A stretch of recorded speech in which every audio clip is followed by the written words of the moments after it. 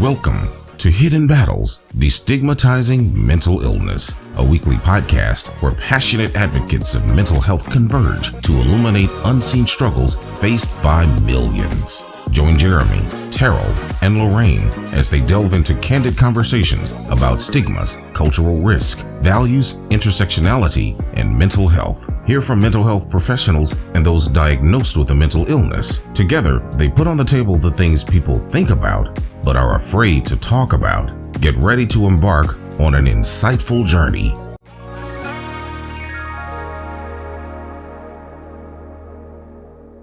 Hi, my name is Jeremy Luganville, and I'm one of your hosts. Please meet Terrell Newby and Lorraine Newby, co-hosts. Hey, Jeremy. How's it going? Hey, Jeremy. Great, good. Glad to be here. It's our first show. Yes. Excited. Yeah, awesome.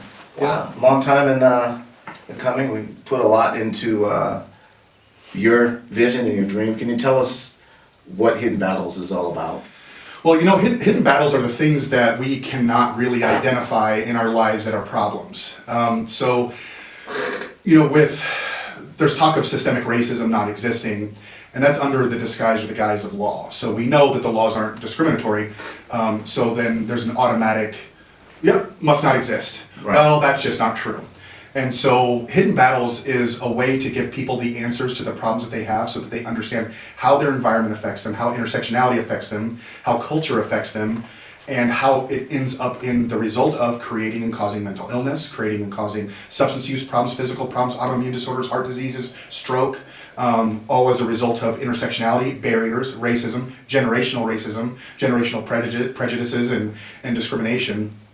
And I think that people are stuck in this narrative that I'm in it myself. All these things that I'm dealing with are my fault and my problem. I might know something's genetic, but really, do I know how my environment, how the laws, or how the powers that be, or the power, the most powerful cultural group in America right now are the white people, and so a lot of the systems that are set up are designed for and by white people, and it may not have been this intentional thing to leave others out. However, there are people that have been left out. So, intersectionality, let's just talk about those structures that have been in place for years now. So, and I know there are strong foundational pillars that are holding people back from access to financials, healthcare, just to have a life of equality. So let's talk about those structures. Yeah, so, you know, I think the best place to start is to talk about who are we specifically talking about, and we're talking about people who have certain inabilities. So it could be somebody that's unable to walk, or unable to hear, or unable to see, or unable to maintain finances healthy enough to fight barriers that may come along financially.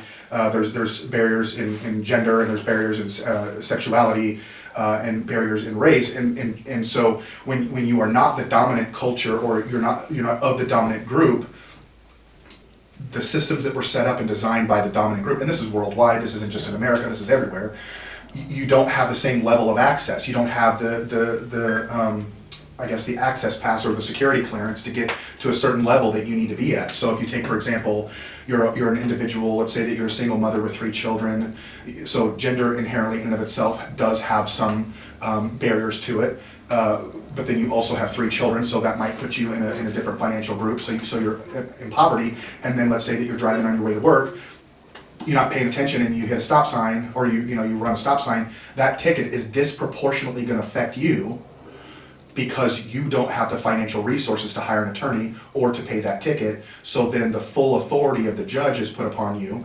I know you're not going to get an attorney for running a stop sign, but I'm just saying, like, that financial impact on you is greater than if you have a multimillionaire who gets a stop ticket. He's handing it over to his executive assistant to put a check in the mail and send it off. So the impact is different. And so with intersectionality, there are layers within each of those categories. There's legal, or the justice system, which you could argue has turned into an industrial complex, work and access to work and jobs. banking or finances, social ability or social skills, social groups, any type of relational, medical access or education, and I mean medical education. And then there's another topic of access to education. If you're somebody that lives in a high stress neighborhood and you have people coming in to educate those children, it may be more difficult to get those kids the education that they need because of, varying, intersectional and environmental impacts. And then you have, physical, religious, family relations. And we can go back generationally, and they compound and they impact. So it impacts mental illness. Yeah, exactly. Okay. And then that end result, Right. the consequences of all those barriers or consequences of all those issues create substance use problems, they create mental illness, they create physical problems, which then compound the barrier layers. So let's say generation one, you had a substance use problem and you didn't have healthy relationships with your kids, so then your children decide that they want to go to the war, so then they get trauma and they had an unhealthy, so then they come home and the way that they cope is drink, so then now you're implanting substance use and so on and so forth into your children's lives. And we're talking about any combination of anything that we're talking about generationally compounds over the next. So you might have mentally ill grandparent who raises children. If they inherit that mental illness, the social impacts plus all of these barriers that we're talking about compounds poverty. It compounds your access to education, the barriers to the access to education. So really what we're talking about is an under-resourced population, and in the end, the backdrop of all of that is culture. Right. The environment and people. My mom was a sociologist and a psychologist, and she used to always talk about how people are products of their environment. Mm-hmm. So when it comes to intersectionality, in essence, we're talking about a pool that people are in, and the same generation is jumping in the same pool or coming out of the same pool because of the lack of the things that Jeremy's talking about. The economic, if you don't have the money to manage a certain scenario in your environment, then, you know what I'm saying? Exactly. But what are those industrial complexes? So people can recognize those and see what those are. Yeah, and before I get into that, Okay. everything that I described is not written, it's only experienced. Right. And so how do you quantify in a mind of a person, or how do you get a person to understand that how they've developed is not such a singular issue, that it's an environmental, it's a cultural issue, and so the things that those are the hidden battles we're talking about. Right. And so what we're talking about to the audience is trying to get you to understand that all of the world's problems are not the problem. They're the experience of the problem. They're the symptom of the problem. The underlining problem is how we interrelate with intersectionality, how we relate to the barriers of areas of life, which I had said legal, vocational, financial, social, relational, so on and so forth. And that's what creates the human being. And so how do we fight back? How do we do those things? And so when we're talking, and I'm not for or against any particular thing, because in terms of, industrial complexes, I think there's pluses and minuses to them, because if we didn't have a food industrial complex, many of our people wouldn't get fed, people around the world wouldn't get fed, but now we understand that there's some consequences to that because we're the most unhealthy society in America right now. Over 50% of American or children have a chronic disease. That's unheard of everywhere else in the world. So something's in America's foods, so we can concentrate on America. Even though we do ship our pork and our food and our beef and whatever out to other people, for some reason, whatever we're eating here, which is probably ultra or highly processed foods, causes those problems. So you have food industrial complexes or military industrial complexes, medical, justice. They've turned to these, like even the college. When college went government funded, prices of college went way up. And so then they gave out loans to people, then they have to pay that increased cost because competition was removed. So you have all the colleges raise their prices way up. So then I, student A, go to get a loan and I'm not educated about the consequences of it. I just see free money because I've lived in poverty. So not only am I getting a loan for the education, but I'm also getting a loan for my books and I'm getting a loan for my living and food. And so they cover all that for you, which it then turns into $100,000 to $150,000 loan at an unrealistic interest rate. And I know that there are certain people that do get actual free dollars for college. And I'm not arguing that people don't actually get some free college, but then the loans to live aren't free. The loans to get the food aren't free. The loans that you get in your master's degree aren't free. So then the person goes in thinking, wow, I'm going to get a job that proportionately pays me more.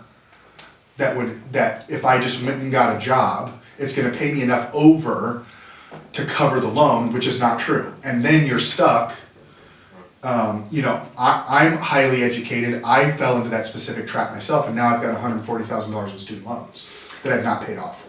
Well, No, I but we're understand. talking about the industrial complexes. Right. And so these things are, and so industrial complexes control each of these areas. They're corporately controlled. Our justice system is controlled by corporations. Our work obviously is controlled by corporations. Our banking and finances are controlled, and the industrial complex is the power is no longer competitive. It is essentially a monopoly. It's a corporate monopoly that owns a wide area of how we live. that we have to live and operate Right. within. Right.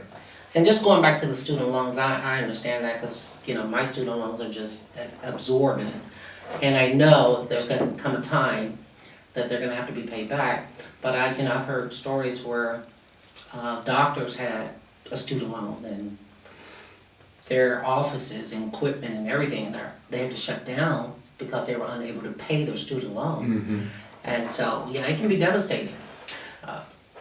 So, the hidden battles as it pertains to mental illness permeates throughout everything in society. And so, I guess what I hear you saying is that intersectionality is the root of what permeates in terms of certain levels or certain types of mental illnesses. Mm-hmm. And one of the things I want to throw out at you is that, I don't know if our audience knows this, is that nearly 30% of Americans suffer from mental illness. Mm-hmm. Yet, there's more attention paid to only 12% of Americans who suffer from diabetes. Why is that? What's going on with that? So, that's a pretty wide, and we could do a whole show, specific to that. But my guess is the reason why, it's a testimonial effect in psychology, or testimonial effect in psychological research, is that you have to be careful of a narrative that's being told to you through multiple sources. So let's say an industrial complex is the media industrial complex. They can put out, the BlackRock, State Street, Vanguard, Fidelity can put out a news article of a way that they want something controlled down to let's say CNN or whoever, and CNN spreads it out across the country. And so you've got 100 or 200 news programs reading off the exact same article that came from one person. And that could, I'm just making this up, but let's say it's a diabetic medication, because they're trying to up their stock in the diabetic medication, and diabetic medication might be more expensive than mental health medication. So as a business owner, myself, I would ask, well, I'm gonna get the best bang for my buck. I may not make as much off of mental health medications than diabetes, or there could be some regulatory issue, or there could be, something advancing that. But yeah, why isn't America paying attention to, mental health issues? There's stigma, there's discrimination associated with it. We still live in a culture where mental health issues are, even though they've been the bedrock, mental health has been the bedrock, or mental illness has been the bedrock of every human's behavior since the beginning of time. Yet we don't talk about it. There's no talk rules. I've heard you guys tell stories about your experiences, and my own experiences, like in the white community. especially in Nebraska, if somebody's an alcoholic in your family, shut up. If you got touched in your swimsuit area, shut up.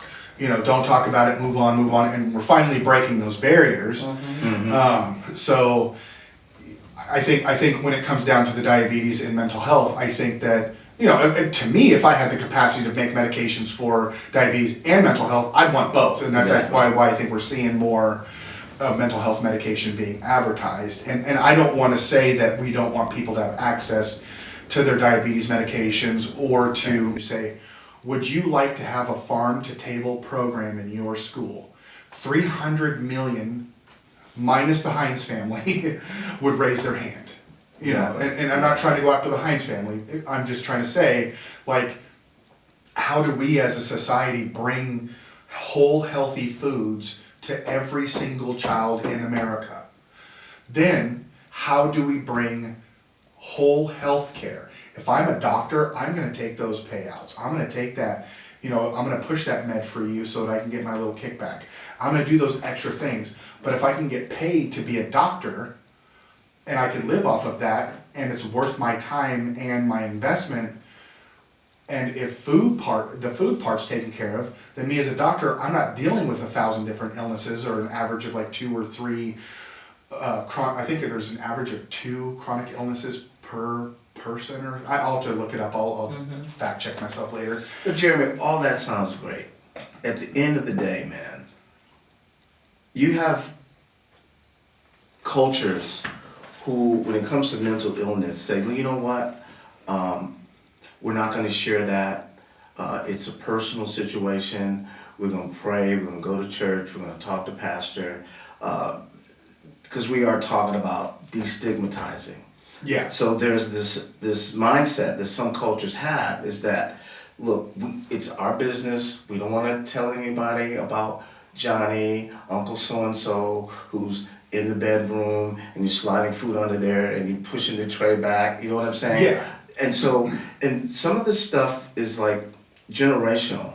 Sure. So a lot of people are not educated to the fact that if you take Uncle so-and-so to see someone who's trained professionally to help not only him, but help the entire family, and then the next generation won't continue to do the same thing. And so what you're talking about is micro-intervention. What can you do on the ground at home? What can you do in the schools, in the neighborhood? And so there's a micro-intervention, and I think for the most part we do the best that we can with micro-interventions. And I think that as we publicize and we destigmatize, but remember what stigma was structurally built. We see it in the intersectionality. Destigmatizing it is teaching people how to destructure those systems in order to reduce barriers and increase resources. So the government's job is to protect its people. Are they protecting us from NIH, FDA, EPA, LMNOP? No, the corporations donate to them or give them money for funding, and then of course they're not gonna beat up their rich uncle. Exactly. So we have to get control of our government again, getting our food, our medicines, our education system. We have to get those things back into control of the family, and so that is a macro intervention. And so when we have healthier foods, mental illness is decreased. When we have healthier, or effective medical care, mental health decreases. When we have, fair banking and fair housing and those kinds of rules, mental illness decreases. You're And talking so about that is utopia. destructuring. You're talking utopia. How do we, and that's great, and we want that. I'm jumping in because for those that are listening and watching this, it's like, okay, well, right now, when I see some guy who looks like he's out of his mind, I think he's a menace to my society. Why can't you, sweep up all these people who are talking to themselves, who don't seem to understand what the hell I'm talking about? Why are these people on the street? Well, obviously there's still the effects of, and multiple layers of intersectionality of folks that are being created. So what you're talking about is mental ability. People that have a lower sense of mental ability, you're not welcome in my neighborhood, get out of my neighborhood. Exactly. You're not welcome in my hospital, you're not welcome, and which is stigma and prejudice. And when those people experience that, there are actual laws that are supposed to be protecting them from those things. And so when you go into a hospital and you're being discriminated against based on ability, you should have the access or the ability to sue them or whatever the case may be, but you don't have the finances or the education to do so. Exactly. So then you say, well, what you're talking about, Jeremy, is a utopia. Do I think that America can be structurally perfect? I think it can, as long as the people hold those agencies accountable. Some way or somehow, there's been this corporate capture of all of the narratives, and so we're believing, we have people that are watching mainstream news who literally believe that either Kamala Harris is the devil and everybody's gonna die, or Trump is gonna get in and everybody's gonna die, but they forget that 3/4 of the fault of where we're at is because of Congress. Right, and still, go ahead. No, go ahead. And still we have everyday Americans, regardless of their political affiliations, regardless of Which is their all in design. ethnicity. Right. We're talking about human beings who are Right. suffering every day. And that's what we're talking about with Hidden Battles, destigmatizing mental illness. I mean, we did a documentary and we covered what? What did we cover? What were some of the symptoms of the clients that we did stories on? Schizophrenia, bipolar. Yeah, the diagnosis, bipolar, yeah, borderline personality disorder, schizoaffective, yeah. psychotic disorders. And So what did we find out? What did we learn? What did we learn by speaking with the parents of their children, who, one, they didn't understand, and then two, when they found out information, knowledge, and the struggles that they went through? And that's again another micro intervention. So we did. Hopefully, it turns into a macro intervention. But somebody actually took the time to create. And I'm not saying there hasn't been other films out there, but we took a lot of time to create a film that shows the true face of people with mental health issues. That once they're treated, once Uncle Joe, is no longer getting his food slid under the door, and he gets some medication, he can participate in society. And he can be an active, and he can be a taxpayer. And then I said that in the film, is that when you get people better, which you can with severe mental illness, or with mental illness in general, when you get people better, they produce, which is what we want every human to do. We want to, which is purpose. We have a purpose. Our purpose is to produce something, whether it's happiness, wealth, education, whatever your purpose, is. Now we move into somebody who can move out of the areas of intersectionality. And so if I'm an unabled person, now I become able-bodied, I can become employed, I can pay for things, I can pay for my ticket, I can pay for a lawyer, I can pay for things, maybe depending on the person, varying degrees. And so when we're talking about destigmatizing the actions between family members, that's education, and that's providing real resources to people that, quite truthfully, aren't there yet. And that's one of our initiatives, is to create the family coalition, Right. and that nonprofit, so that families can start taking control of the narrative again. So hey, you know what? I try to take my child to you and you turn me away, or I need a Exactly. residence for my client or my family member, because I'm not unable to take care of them because I have other children or I have other obligations or whatever, which is fine. Right. There's nothing wrong with asking and getting and receiving the professional help for your children, but it's just not there. You have this one, yeah. Right. Like, how many parents have dropped their children off because they couldn't take care of them, put them into the foster care, so then the state was forced to take care of them then. Exactly. Right, so, and I know we talked to a lot of parents where, years ago, we're looking 20 years ago, you think we don't have resources now? They were zipped in, so they didn't have any, and they didn't have the technology that we do now, so they didn't understand the illnesses as we do now, so they were just at 0.0. And so they did a lot of suffering going through just with the illness of their children. So now our goal is one of the goals is to start the Hidden Battles Mental Health Family Advocacy Group.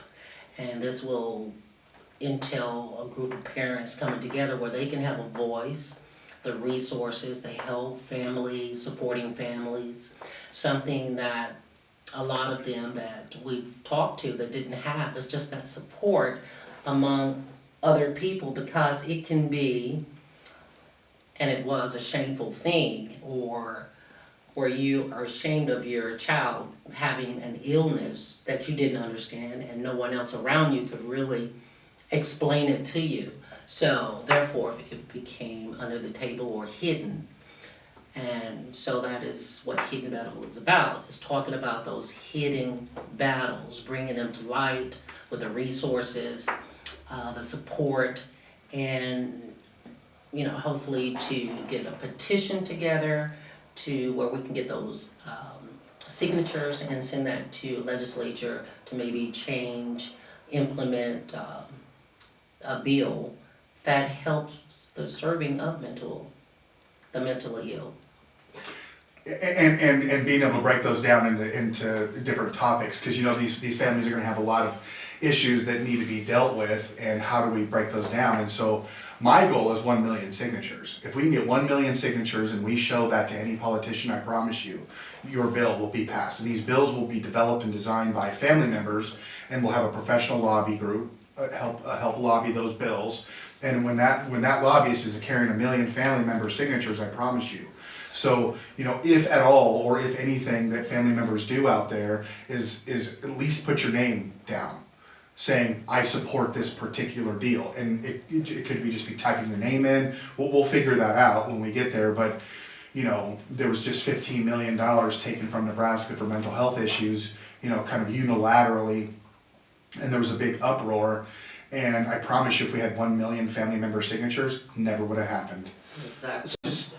I'm jumping in because for those that are listening and watching this, it's like, okay, well, right now, when I see some guy who looks like he's out of his mind, I think he's a menace to my society. Why can't you, sweep up all these people who are talking to themselves, who don't seem to understand what the hell I'm talking about? Why are these people on the street?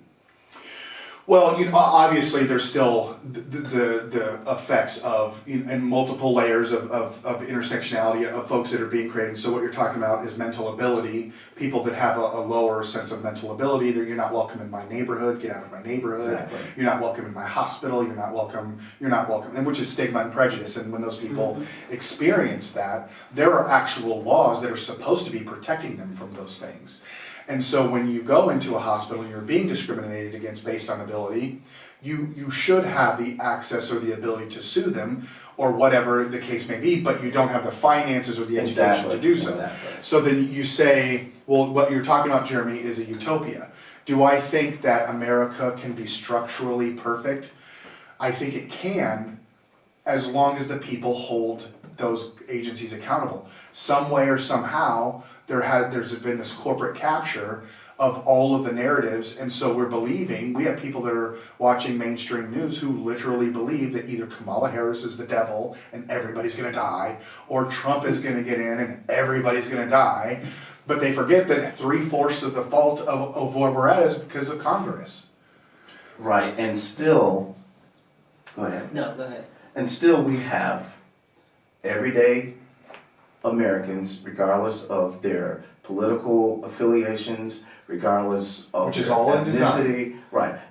We're talking about human beings who are Right. suffering every day. And that's what we're talking about with Hidden Battles, destigmatizing mental illness. I mean, we did a documentary and we covered what? What did we cover? What were some of the symptoms of the clients that we did stories on? Schizophrenia, bipolar. Yeah, the diagnosis, bipolar, borderline personality disorder.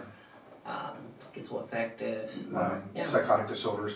And So what did we find out? What did we learn? What did we learn by speaking with the parents of their children, who, one, they didn't understand, and then two, when they found out, information, knowledge, and the struggles that they went through. And that's again another micro intervention. So we did. Hopefully, it turns into a macro intervention. But you know, somebody actually took the time to create. You know, and I'm not saying there hasn't been other films out there, but we took a lot of time to create a film that shows the true face of people with mental health issues. That once they're treated, once Uncle Joe, you know, is no longer getting his food slid under the door, and he gets some medication, he can participate in society. And he can be an active, and he can be a taxpayer. And I said that in the film, is that when you get people better, which you can with severe mental illness, or with mental illness in general, when you get people better, they produce, which is what we want every human to do. We want to, which is purpose. We have a purpose. Our purpose is to produce something, whether it's happiness, wealth, education, you know, whatever your purpose, you know, is. Then now we move into somebody who can move out of the areas of intersectionality. And so if I'm an unable person, now I become able-bodied, I can become employed, I can pay for things, I can pay for my ticket, I can pay for a lawyer, I can pay for things, you know, maybe depending on the person, varying degrees. And so when we're talking about destigmatizing the actions between family members, that's education, and that's providing real resources to people that quite truthfully aren't there yet. And that's one of our initiatives, is to create the family coalition, you know, and that nonprofit, so that families can start taking control of the narrative again. So hey, you know what, I tried to take my child to you and you turned me away, or I needed a residence for my client or my family member, you know, because I'm not unable to take care of them because I have other children or I have other obligations or whatever, which is fine. You know, there's nothing wrong with asking and getting and receiving the professional help for your children, but it's just not there. You know, you have this one, yeah. Right. Like, how many parents have dropped their children off because they couldn't take care of them, put them into the foster care, so then the state was forced to take care of them then. Exactly. Right, so, and I know we talked to a lot of parents where, you know, years ago, we're looking 20 years ago, you think we don't have resources now? They were zipped thin, so they didn't have any, and they didn't have the technology that we do now, so they didn't understand the illnesses as we do now, so they were just at point zero, and so they did a lot of suffering. Terrell reminds people you don't have to do this alone. Was not cognizant of certain modalities that can help him, as opposed to him having to tote that load by himself. This is what we're talking about: educating people, getting the word out that you don't have to do this on your own, and there's no shame. Experienced barriers, you know, Yeah. so he does have some of the resources that other people may not to fight back. But again, let's not forget that if we're all in this together, there are layers of barriers, and there's classes within classes of people. And so just because he is a wealthier person and you know, is educated, doesn't mean that he does not experience stigma and discrimination. Exactly. If not, that's a stigmatizing and discriminatory practice. Right. And a part of that, I think, is the secrecy. Yeah. And just because of the secrecy, he may not be getting those services that he needs, those resources. Sure. Yeah. And so where does the government need to step in and help this individual? And you know, I guess I don't know, I didn't really expect to go here, but if you are a utilitarian, you have to understand that if only you help other people, it's so that it doesn't hurt you. Absolutely. And so if you give that vaccine, or you give that mental health care, or you give that, you don't have people shooting in your neighborhood. Exactly. You don't have parents, you know, abandoning kids. And so if you make that investment, you destigmatize mental illness, you destigmatize and you take an inner look at yourself, and you make those investments wherever you can. Right. That is going to come back to you and by way of avoidance. Right. So if you are healing the sick and the poor and you're getting them better, they're not in your neighborhood bothering you and looking weird. Exactly. You know, so Exactly. so if you don't care about helping other people in terms of, you know, whatever altruism is, or you know, based on spirituality or based on some sort of moral principle, at least from a utilitarian perspective, help these folks out so they don't come bother you later. Lorraine points out to the African American community prayer is our foundation, and it's okay to seek help. And we just want to go back to a topic, because you mentioned one of those layers is religion. And that's another aspect in the African American community, because Sure. we're highly spiritual individuals and love to pray and believe in our religion, and we believe that our religion can cure everything in our lives: financial, health, mental illness, everything. And some believe that, we don't have to go to the doctor, we can just pray about it. Well, let's not forget that I can show you 50 to 100 studies that show that if you have a strong moral foundation and if you have a strong spiritual connection, the chances of you recovering are higher than people that don't.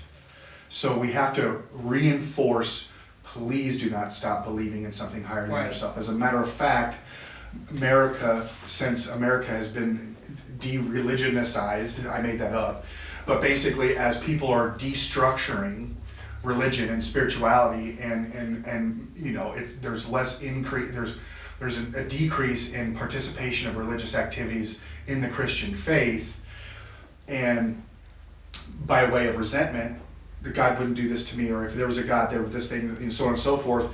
And so what you're doing is you're stripping families and children of moral beliefs, a foundation, the God command theory. You're destructuring why I don't behave or why I do behave a specific way. So then you remove that, then I'm left up to my own satiated wants and needs. And I do whatever I want, because if there is no God, then why behave? And so as we're destructuring religion and removing it from the United States, we're also not increasing philosophical conversations about other ways to behave and other ways and reasons why we behave the way that we do. And I wanted to get that in there, because as we're removing religion from schools, you're not allowed to pray, you're not allowed to do these things, our country is being disproportionately affected. And so if you have children who are in poverty, or let's say, whatever, who need a spiritual connection, it's being removed systematically and systemically from our country. But then I think to what your larger point is like, sure, religion is an important part, and it should be the foundation of every decision that you make, or spirituality should be. Right. So but I can promise you, if we're talking about Christianity, Jesus was a community. Right. He went around helping others. So what you're denying is people's Christianity by not allowing them to help you, or denying their purpose. So if you don't display your children to saying, here, I'm laying my child at your feet because I'm embarrassed, who's really the problem? It's not your child now, it becomes your fault. Exactly. Right. So you got to be able to say, I need to lay my children at your feet and trust you because I've investigated you. I've talked to you. I know you're, Exactly. I did my education to make sure Right. that you're the right one. Now I'm Right. trusting you, and I'm trusting God to bring my child into other God's children's hands. Exactly. And that's a good way to put it, because as spirituality as a base is a must, and I know we've lost that in America. As you say, it's been stripped away from our schools, and prayer's been stripped away, and we've seen some of the consequences of that, with pregnancy and drugs, suicide, from teens and youth. The basis that I like to place here is that spirituality is, the religion is the foundation. It is the foundation. And we have to understand, like you said, bringing our kids, bringing our uncles or our loved ones to those facilities or resources out there that are there to help us, and trusting in that also. Like you said, if God may lead you to take your kid to that facility for help. So, as in the African American community, it's okay to look for other resources for help.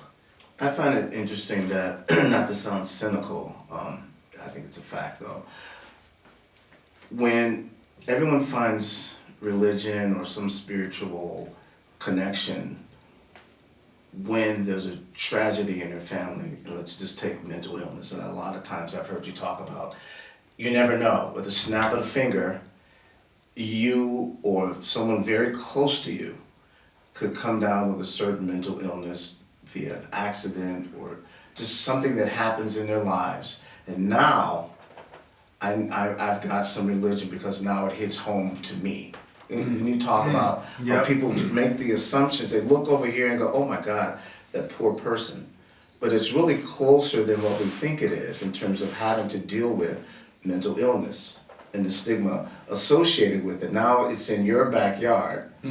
So now what? Right, and that's the thing that like what I said. If not only for the goodness of it, do it for the utilitarian reason. Stop being, one of our clients ended up in somebody's backyard and they were smelling and picking the flowers. The lady handled it great. She just talked to him, was very nice to him, and called the police department. The police department got a hold of him and took him back to his house. And so not everybody's a danger. One of the thoughts that I had when you were describing that is cancer is also potentially around the corner. All of these other issues are always potentially around the corner. Right. And people need to understand that one of the causes of cancer is intersectionality and discrimination and being under-resourced. When you're stressed out, you have higher incidences of cancer. When when women in the United States now have a 1 in 8 chance of getting breast cancer, never heard of it. Before. Back in the 60s, it was 1 in 10,000, Americans had autism. In California, it's 1 in 8. So these things are compounding, and like I said, they're generationally increasing. And I'm not asking for utopia. Can we go back to and I'm not talking about the social status, but I'm talking about the health status of the 60s, to whatever extent there was good there. So I'm not looking for the perfection of it. I'm looking for fighters. I'm looking for people that are willing to stand up every day and put their name down. I'm looking for somebody to make that next right move to what do you say? Pass it along, or what's that called when you do Forward. Pass it, pay it forward. Pay it forward. And do those things, and sometimes pay it forward to the people that you don't think you would want to, because they're unattractive, they're ugly, they're obese, they're not of the race that you desire or whatever, or the sexual orientation that you desire. Because in the end, the way that we treat the most disenfranchised or the least, powerful people is a direct reflection of our character and our our morality is not designed to be tested by all of the people that we love. It's designed to be tested by the people that we hate. That's good. On that note, we're going to take a break, and we'll be right back.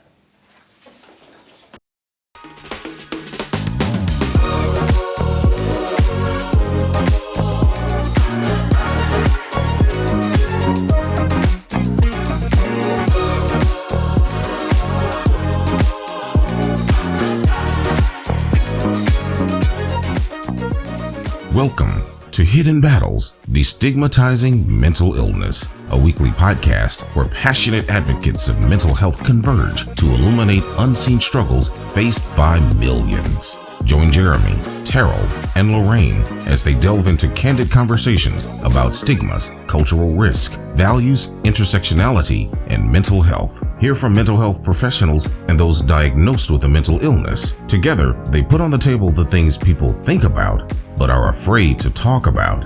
Get ready to embark on an insightful journey.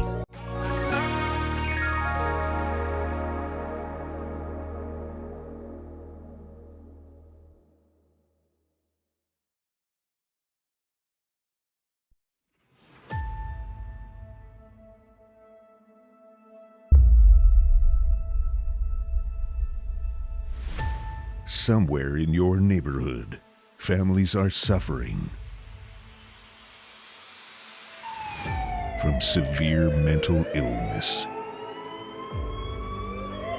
They put me in here because I tried to kill myself, which is extremely fucked up because I tried to kill myself. And I ended up running my car into the Capitol. Loved ones looking for answers. I didn't know what to do. I really did not know what to do because I felt very alone at times. I felt like there really was no one that understood what I was going through. And I remember the doctor telling me on the phone that lower your expectations.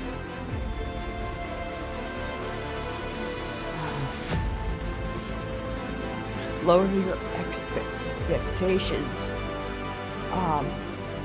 And that it wasn't going to be like you thought it was going to be. I'm sorry, baby girl. I'm so sorry. Please forgive me. Is the perception of mental illness fact or plain old stigma? They didn't want their kids to be friends with me because they were afraid their kids would catch what I had.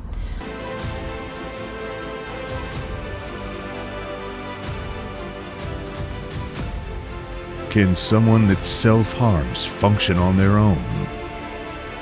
You need to take a look at the darkness and bring it into the light and understand that your behavior, your discrimination, your hate, your side comments, your jokes actually kill people. Hidden Battles, Destigmatizing Mental Illness.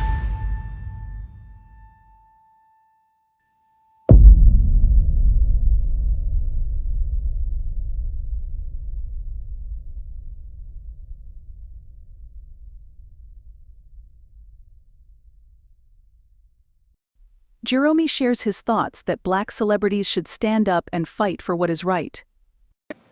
So, just like Michael Jordan, when we were complaining that he wasn't supporting one party or the other, he says, well, as far as I'm concerned, the last time I checked, there were no Democrats and Republicans, blacks and whites buy my shoes. Okay. He put money into this. Yeah, from a financial perspective, dumber shit to pick. But it still made me angry because, like, she's somebody that can be a uniter. That's somebody that she did on her show. She brought so many different perspectives and so many different therapies and so many different stuff. And then she hops on board with the Democrats, which is just a small fraction of the population. Think about it. How could she go silent and she supported Barack? I mean, it's the pressure. It was Think pressure. about it. Her and Trump are buddies until he ran for until he became racist. That's what I'm saying. People, like that. Everybody's buddies with Trump. What I can tell you is this much: is in the past they were okay. What makes me mad is that she had the opportunity as an independent candidate to say, you know what, I don't even like Kennedy, but you know what, America needs to get its shit together. Tyler Perry's one of them. You know, you have these powerhouses in the black community, and I don't know who has control of them. What are you talking about? First of all, if you're getting 20, Oprah did not get on that Democratic stage without a threat. I put that on my mom. Listen. Nah. Okay, well, I'm not saying no. She felt obligated. She felt threatened. What? That's so? my point. Oh, absolutely. Jeremy, that's my point. Bye. Okay, there are so many things that happen. BlackRock, State Street, Vanguard. Hey, look, if you want us to support Oprah.com, if you want us to support the channel, you better get your ass up on that motherfucking stage and you better spout it out. Of course, but that's with everything, Jeremy. But why don't she come out and be brave? And Do you think that she's going to lose her money? Jeremy, Hell no. Jeremy, it's the politics. The politics is just rampant throughout our society.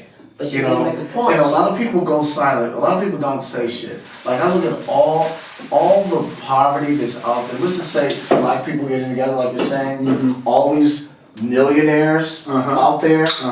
Why can't they get together and do something about that? Well, let me ask you this question. Money together. Yeah. How come Oprah hasn't? Can you look at how many banks exist in America, please? I mean, what, African American money? No, but banks. There's only one. Have we talked about this already? We talked about that. How many banks are in America? How many banks? Look, 4,577. Okay. There's only 25 black-owned banks, right? Out of that. Why isn't she starting her own bank? Tyler Perry. Like but you get what I'm saying? Okay, so let me just share a quick story with you. In Nashville, Tennessee, there was a And bank if I don't understand the culture, if I don't understand what's going on, tell me. Again. Like, come on. Go ahead. No, I was going to say, when she started her school, she went to Africa Mm-hmm. and helped the people there. And we're like, well, what about the people in your backyard? You know what I mean? Why not start a school here for the lower income people or? Because if she went in, you're going against the teachers union. Why do you have to go to Africa? Because if you try to start a private school for black girls in America, that's a charter school or private school, you're gonna piss off the teachers union. And they're one of the most powerful unions in the world. Really? Absolutely. So And she it's gets a shame. blamed. And so- Absolutely, it's a shame. And then And good for her. Like, so let me be clear. I love Oprah. I love what she's done. I love her success. I love the contributions that she's made to our country. But at some point, these leaders have to move beyond their corporate captors.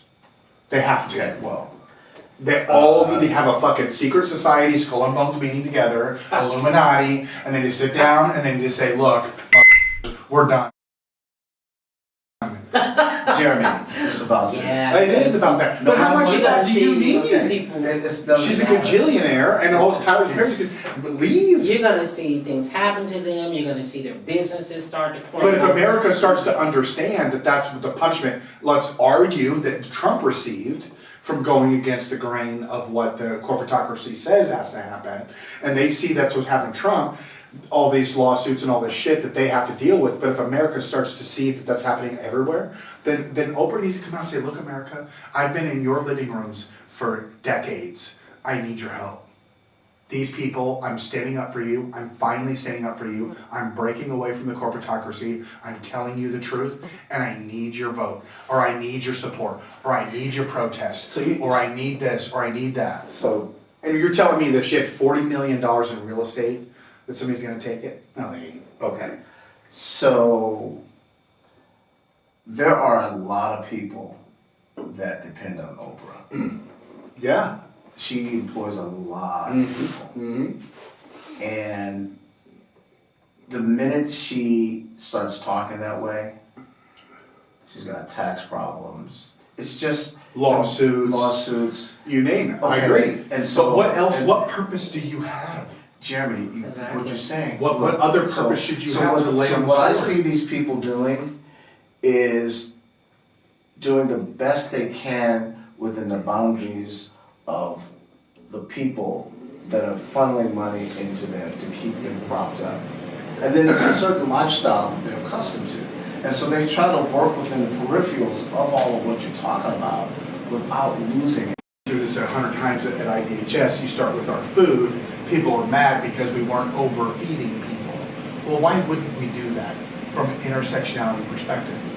Because we don't want to endorse their obesity. We don't want to endorse the insulin. We don't want to give ice cream and cakes. Yeah. But we have employees who feel as though the amount of food or the visual effect that they see when they get their plate is they're not getting enough, when in reality, that's the amount of food that the average American should be taking in. Not You don't need supersized. 3 layers of a McChicken and a triple large fry, 4,000 chicken nuggets, and a Diet Coke. Yeah, Your Diet Coke like ain't how the helping. Golden Corrals. Exactly. So when you see the meal side, oh my God, you're starving these poor people. No, you just have the wrong perception. And so, plus you're teaching them to eat healthier. right, than and we're giving them smaller foods that they can afford when they get out. Exactly. And it's from the same grocery store we all shop from. It's interesting, But that's twofold because IBHS is in the business of changing lives Right. and then changing the medical, the health system right, to right, better serve Right. what they're doing. on the ground, grassroots, on the bottom. Could a farm-to-table program be an option for Nebraska's taxpayers? Public schools have all this stuff on the menu that does not help children not have diabetes. Or trans fats, or trans fats, whatever. Exactly. Right. And why don't the school system sit down and get serious about helping these kids with their diets? Do they really give a shit? I think they presume the value, I think they're presuming the family values, and really they're superimposing their values and they're running it like a business rather than really understanding what the family value is. So let me ask you this question. Would you vote for property tax increase to bring a farm-to-table program to Nebraska? I would. Who wouldn't? Right. But they'll tell you, well, the reason why we want Lunchables and why we want Da Vinci's and why we want Godfather's Pizza is because they can just deliver the shit in a box. There's a shortage of people. There's a shortage of this. They think there's a shortage of helpers or workers because nobody wants to work in the food and health industry for children. No, they don't want to work in it because it's a disgusting thing. Nobody wants to sit around and make poisonous food for children. Exactly. Why would we want to do that? You know, and so to me it gets a little bit frustrating because the government or these forces superimpose their values. They think that the cheaper, it's the industrial, way of doing things. It's the assembly line, the least amount of resources to produce the most amount of product, and you get the most outcome from it. So they don't care about the value. They're running it like a business, and they don't need to be running it like a business. They need to be running it like a home. So what's the point of the PTA? Why can't the PTA grab the bull by the horns and stop this shit from happening? Or are they in on the fix? What's going on with that? No, I don't think that. I think the parent, like when I was looking at the Clinton neighborhood associations Facebook, they're actively involved. They're actively involved in neighborhood cleanups. These people really care about their communities. I just wonder if some of the topics are out of their control. So like the Common Core curriculum, I'm just guessing here, but when the federal standard is to do this at Clinton neighborhood organization, and the public schools in Lincoln actually are highly involved with children with learning disabilities and developmental disabilities, and they've got many resources, mental health care and all these types of things, but that's not the role of an educator. But somehow or another they become the doctor, the lawyer, the CPS worker, the whole thing, and can my kid just go to school, get some healthy food, and learn and go home? So at Clinton, it's a very diverse group of people, and you have various cultures within that school system, so you have potentially children coming in who eat a particular type of food at home, and then they go to school and they're eating American food or American style food and they're getting sick, and so to me, there's just some basic categories of things that we need to do. We need to understand what Lincoln's children need to learn in each school district. So if I'm out in Alliance, kids out there with their culture, the way that they exist, is different than Clinton. Right. And so the public school systems need to have the flexibility, but when you talk about flexibility, you talk about complication, you talk about problems. That's like treating mental illness. You can't treat it with one glove. You have to have multiple ways of approaching, and it's equity. It's like getting people what they need, not what everybody wants. So, if one kid, I know I'm stretching it here, but if you have a kid from an Arab country, we should be encouraging, influencing, and rather than giving the money to the school for the food, we should be giving the Arab parent the food money so that they can prepare their ethnic foods for the children to take to school. And that's sounds good, but for most people, it's like, I'm not going for that. I'm not going to pay some Arab family, and my taxpayers' money is not for that family. Okay. Mm-hmm. And the other side of it is, I don't want someone telling me that my kid pouring ketchup on his hamburger is bad. I don't want someone telling me what kind of foods my kid needs to eat. That's my business. So don't tell me that by my kid drinking sodas is a bad thing for their health. Okay, I want them to grow up the way that I did. Look at me, I'm fine. So get out of my business. Leave me alone. Does he have control to put stuff up on the TV? Oh yeah, we do. Yeah. Can you do it right now? Yeah. Hey, can you bring up, just say, what was the original purpose of ketchup?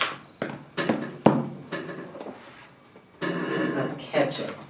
Yeah, medicine. For diarrhea. But you catch my drift. Like, it depends on the narrative of the day. Back then, it was a medicine that you go pick up and Right. you drink it. Right. Because it's full of tomatoes, because it helps indigestion and diarrhea. Right. But now we use it as a paste, to make a flavor enhancer. As a condiment. So if you're mad at me, what I'm trying to say is like, if I'm going to give you education that the sodium level or whatever type of chemicals are introduced into ketchup, if you're telling me the facts, and I'm a parent, I'm being educated, so we sit at Clinton Neighborhood and we do a presentation with the families and we have an assembly and we're telling them about ketchup and we say, look, this is what ketchup is. Yeah. Do what you want, but we just want you to choose from an informed perspective. With all things, you want information, and really what it comes down to is money. That concludes Hidden Battles Destigmatizing Mental Illness podcast. Join in every week. Be sure to subscribe, like, and share. Join in next week when the advocates talk about intersectionality and what every family needs, their own family mission, vision, and values. Hidden Battles Destigmatizing Mental Illness podcast.